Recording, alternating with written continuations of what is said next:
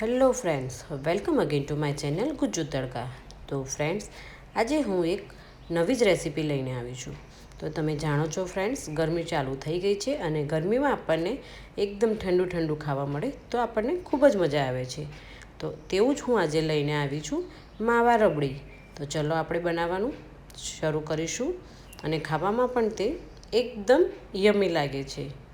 તો ચલો ફટાફટ રેસીપી બનાવવાનું શરૂ કરીએ. તો અહીંયા મેં એક લોખંડનું વાસણ લીધું છે. તેમાં આપણે 5 થી 6 ચમચી ખાંડ એડ કરીશું અને તેને આપણે આ રીતના હલાવતા રહીશું. તેને આપણે ઓગાળતા રહેવાની છે. અહીંયા લોખંડનું વાસણ મેં એટલા માટે લીધું છે કે તેમાંથી આપણને ભરપૂર પ્રમાણમાં આયર્ન મળી રહે છે અને ઘણી વસ્તુ તો લોખંડના વાસણમાં જ બનાવવાની ફ્રેન્ડ્સ. તો તમે જોઈ શકો છો આપણી શુગર અહીંયા એકદમ સરસ ઓગળી ગઈ છે. તો અહીંયા આપણે શુગરને ઓગળી જાય ત્યાં સુધી કન્ટિન્યુઅસ હલાવતા જ રહીશું. આ પ્રોસેસ કરવાથી તમારી જે વાનગી બને છે તેમાં એક કલર પણ ચેન્જ થઈ જાય છે અને તેની ફ્લેવર પણ ખૂબ જ સરસ આવે છે. તો અહીંયા આપણે શુગર એકદમ સરસ ઓગળી ગઈ છે. તો હવે આપણે અહીંયા દૂધ એડ કરીશું. તો આ રીતના દૂધને આપણે એડ કરી દઈશું. દૂધ એડ કર્યા પછી તમારે ગઠ્ઠા જેવું થઈ જશે તો ચિંતા કરવાની કોઈ જ જરૂર નથી. જેમ જેમ દૂધ ગરમ થશે તેમ તેમ જોડે જોડે તે શુગર પણ ઓગળી જશે. તો તમે જોઈ શકો છો થોડોક કલર દૂધનો જે વ્હાઈટ હતો તેમાંથી કલર ચેન્જ થઈ ગયો છે. તો આપણે તેને હવે કન્ટિન્યુઅસ હલાવતા જ રહીશું.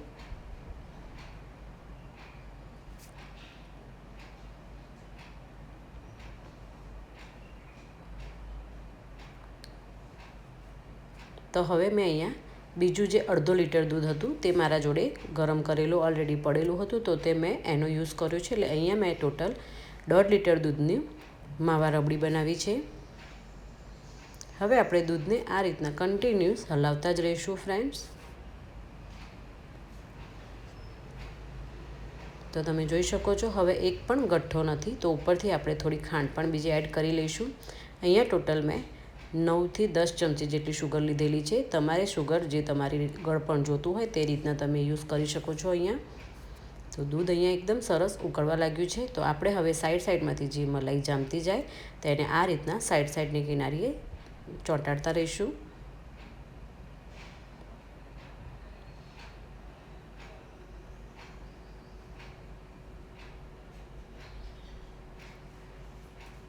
તો સાઈડમાંથી જે આપણે ચોંટાડ્યું છે તેને ઘસીને પાછું ફરીથી લઈ લઈશું. તો આ જ પ્રોસેસ આપણે કન્ટિન્યુઅસ કરતા રહેવાની છે ફ્રેન્ડ્સ. હવે અહીંયા મેં ઘરનો બનાવેલો માવો જે છે તેનો યુઝ કર્યો છે. તો તે માવો પણ આપણે આમાં એડ કરી દઈશું. તમારે જો મારા માવાની રેસીપી જોતી હોય તો મારા યુટ્યુબમાં મળી રહેશે ફ્રેન્ડ્સ.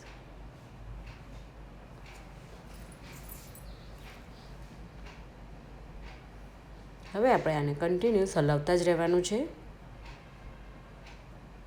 હવે આપણે અહીંયા 1 થી 2 ચમચી ઇલાયચી પાવડર એડ કરીશું, જેનાથી તેની સ્મેલ પણ ખૂબ સરસ આવશે અને ટેસ્ટ પણ ચેન્જ થઈ જશે.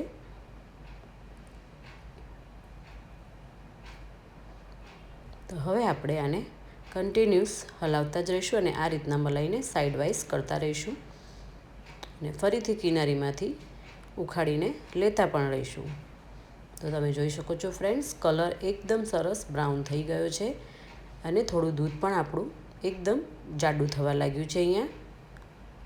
તો આ રીતનું થાય ત્યાં સુધી આપણે કરતું જ રહેવાનું છે.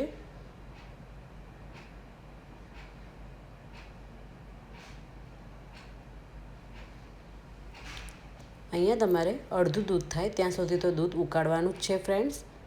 તો માવો પણ તમે જોઈ શકો છો એકદમ ઝીણો થઈ ગયો છે. તો આપણે ગેસને બંધ કરી દઈશું અને ઠંડુ થવા દઈશું એને. તો તમે જોઈ શકો છો એકદમ સરસ જામી ગઈ છે. તો તેને પણ આપણે ફરીથી ઉખાડીને ઠંડુ થવા મૂકી દઈશું. તો અહીંયા આપણી માવા રબડી રેડી થઈ ગઈ છે ફ્રેન્ડ્સ. તો આપણે એને હવે કાઢી લેવાની છે. તો અહીંયા આગળ મેં એક પેપર કપ લીધો છે. જો તમારે ડબ્બામાં કરવું હોય તો પણ તમે સ્ટોર કરી શકો છો. તો અહીંયા આ રીતના પેપર કપમાં ભરી લઈશું.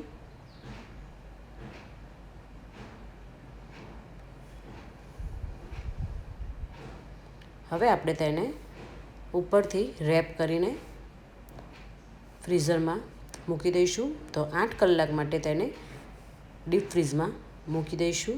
તમારે આને 1 કલાક પછી પણ ખાવી હોય તો તમે ખાઈ શકો છો.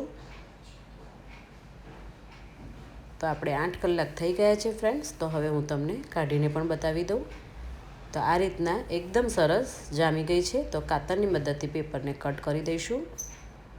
તો તે ઇઝીલી તમારાથી નીકળી જશે. અને હવે આપણે તેની ઉપર પિસ્તાથી ગાર્નિશિંગ પણ કરી લઈશું. તો ફ્રેન્ડ્સ લાગે છે ને એકદમ સરસ.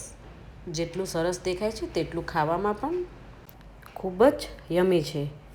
તો ફ્રેન્ડ્સ આ સમરમાં તમે પણ આ રેસીપી ઘરે ચોક્કસ બનાવો અને કેવી બની છે તે કમેન્ટ કરવાનું તો મને ભૂલતા જ નહીં. મારો વિડીયો ગમ્યો હોય તો લાઈક અને શેર કરો.